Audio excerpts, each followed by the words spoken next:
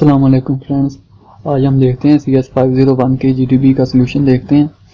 GDB का question जो है वो ये है कि crypto mining means are gaining crypto currencies by solving cryptographic equations through the use of the computers and in short processors. यानी कि ये क्रिप्टो माइनिंग का मतलब ये है कि आप इससे क्रिप्टो करेंसीज की और क्रिप्टोग्राफिक्स की इक्वेशंस को सॉल्व करते हैं और वो कंप्यूटर्स के प्रोसेसर की मदद से करते हैं। Crypto currencies mining is the transactional process that involves the use of the computers and the cryptographic processes to solve the complex functions and record data to a blockchain. The process involves validating data blocks and adding transaction records to a public record ledger known as a blockchain. Earlier we had normal general purpose processors were used for processing or mining, but now the trend has been shifted towards graphic processing units (GPUs) and application specific integrated circuits. अब ये कह रहे हैं कि पहले आप जो थे वो नॉर्मल आपके पास जो वैसे GPUs यानी कि ग्राफिक कार्ड वगैरह जब आपके पास नहीं थे होते, तो पहले आप जनरल पर्पस प्रोसेसर्स की मदद से ही वो आप सॉल्व करते थे सारा, यानी कि वो माइनिंग वगैरह करते थे। बट अब आपको स्पेशल GPUs और इंटीग्रेटेड सर्किट्स के थ्रू आप ये करते हो काम। अब suppose you have choose among the stated GPU and ASIC integrated circuits for a crypto mining process। अब कह रहा है कि आपको सपोज करो कि आपने चूज करना है GPU को या इंटीग्रेटेड सर्किट को for a crypto mining process which you should choose and why।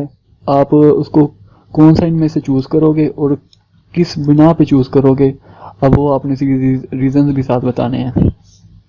Your answer must consider the processing speed, processing cost, specifications and functionalities of both processing units। यानी कि आपने जो इन दोनों में से कोई भी चूज करना है जो, तो वो इन चार बेसिस की आपने इन चार चीज़ों को बेस बना के आपने इन दोनों में से चूज करना है। स्पीड, कॉस्ट, स्पेसिफिकेशंस और फंक्शनैलिटीज़ की बिना पे आपने चूज करना है कि कौन सा बेटर है। ठीक है। Do state your answer with respect to specific algorithm results on both units. और साथ आपने कोई भी एल्गोरिथम जो है उसके रिजल्ट्स की बिना पे भी आपने बताना है कि ये वाला GPU या IC और या GPU दोनों में से कौन सा ठीक है, और उसके रिजल्ट्स वगैरह को भी साथ दिखाना है। अब इसके हम आंसर की तरफ यानी सोल्यूशन की तरफ चलते हैं कि ये देखें सोल्यूशन है। I will prefer to use NVIDIA GeForce RTX यानी कि GPU on the basis of given criteria of processing speed, cost, specifications and functionalities due to the following reasons। मैं GPU को प्रेफर करूँगा, क्यों? वो देखें ये क्राइटेरिया साथ मेंशन किया मैंने कि कोस्ट के हवाले से GPU can easily be replaced and upgraded within a mining machine making for a low cost reach। यानी कि ये इसके हार्डवेयर क्योंकि ज़्यादा होता है GPU का, यानी कि ज़्यादा इसकी विड्थ ज़्यादा होती है, इस वजह से ये आपको कोस्ट तो करता है पर ज़्यादा नहीं करता। और आप उसको जो माइनिंग मशीन है यानी कि जिसको आप यूज़ कर रहे हो मशीन को, उसमें आप इजीली इसको रिप्लेस कर सकते हो। और ऐसी यानी कि IC वो when a new IC version is released for a coin the necessary hardware upgrade can be incredibly costly. यानी कि IC जो होता है, यानी कि अगर वो किसी मशीन में पहले लगा हुआ था तो अब आपने कोई उस कॉइन की कोई अपग्रेडेशन आई है, तो आपने जब उसको अपग्रेड करेंगे तो आपको वो ज़्यादा कॉस्ट करेगा IC बनिस्बत GPU के। अब इसकी फंक्शनैलिटी देखें कि GPUs have multiple purposes with in the realm of the digital currency. यानी कि GPUs मल्टीपल करेंसीज को वो माइनिंग के तो करने के लिए भी यूज़ हो सकता है। ठीक है। GPUs can be used for mine a variety of different digital currencies even in line with evolving company strategies without any need to replace hardware replace करने की भी ज़रूरत नहीं है। It also supports to play games, video editing and other graphics related support। ठीक है। यानी कि इसकी फंक्शनैलिटीज़ के हवाले से ये दूसरे जो प्ले गेम्स, वीडियो एडिटिंग्स और मल्टीपर्पज़ के लिए यूज़ होता है GPU, और ये मल्टीपल करेंसीज को माइनिंग करने के लिए भी यूज़ होता है। बट IC देखें कि has no other purpose than to mine a specific coin। The product becomes mostly useless after an updated version has been released। यानी कि जब किसी भी करेंसी की नई जो अपडेट वर्जन आती है तो आईसी, क्योंकि वो पिछली जो उसकी अपडेट थी उसकी बिना पे वो डिज़ाइन होता है, उसका स्ट्रक्चर वगैरह सारा, तो जब वो उसकी नई अपडेट आती है तो आपका आईसी जो है तकरीबन वो यूज़लेस हो जाता है।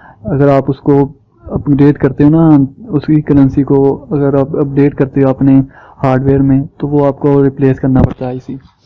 सो it is useless functionalities than GPU, क्योंकि वो बना ही सिर्फ इसी माइनिंग के लिए होता है। ये देखें, ASIC has no other purpose than to mine a specific coin, ठीक है, इसलिए इसकी दूसरी कोई फंक्शनैलिटी नहीं है।